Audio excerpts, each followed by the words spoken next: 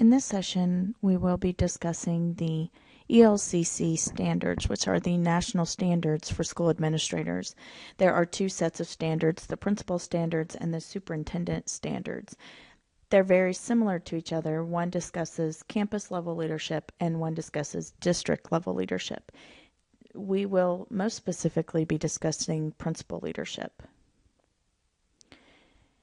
These came about when the professional group decided that there needed to be national standards that were consistent and that helped educational leadership preparation programs prepare strong administrators and prepare administrators that were well versed in what the professional group thought were best practices.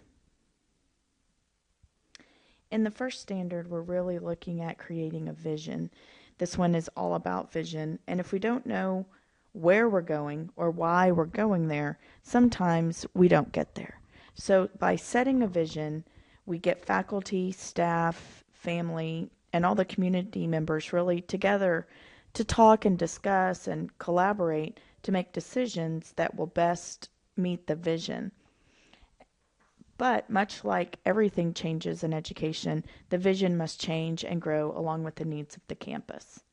And remember, by setting a vision, you're setting a very clear goal that you can measure all performance by student achievement and professional growth. So the vision is the key to sustaining positive school culture.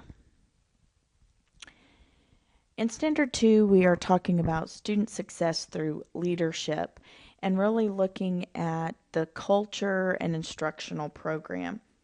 Climate is the way that the school feels, and everyone can understand what the climate of a school is simply by walking in the front door. But culture refers to the way things are done. So just because a school feels good doesn't mean that things are getting done well. And just because things are getting done well doesn't mean that the school feels good. In this particular standard, we're talking about student success through both the climate and the culture. On the flip side, Standard 3 is talking about management. There is a difference between leadership and management, and we'll review that in the next module. But what I'd like to look at right now really is the management of the organization. It's very important that principals are both managers and leaders.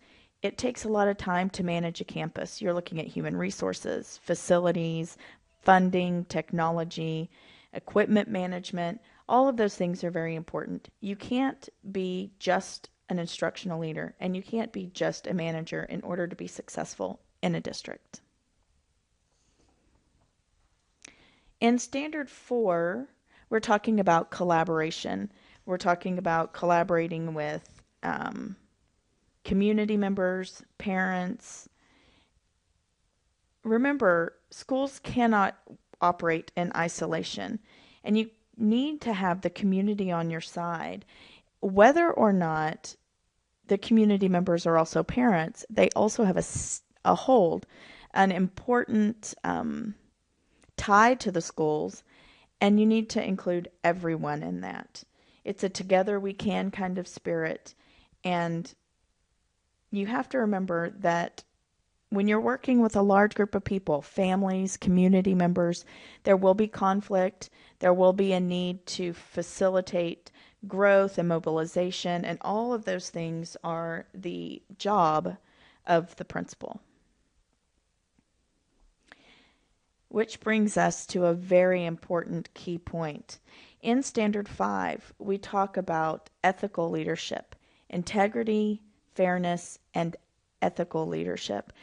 It's very important that you are always acting in such a way that if your actions were on the front page of a newspaper, you would be proud of what you've done.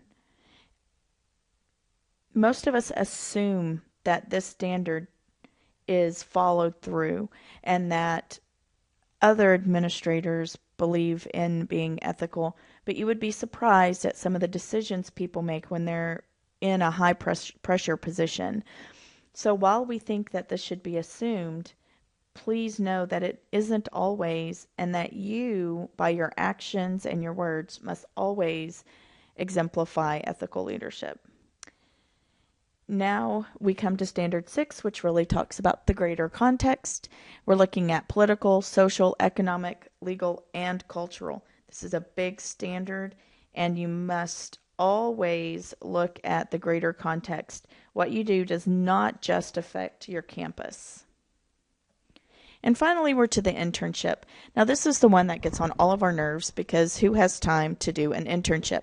But the larger professional body believed that getting practice in a guided, cooperative relationship with the university and a school district is important to learning these standards and learning how to implement all of the things that you learn in your prep program.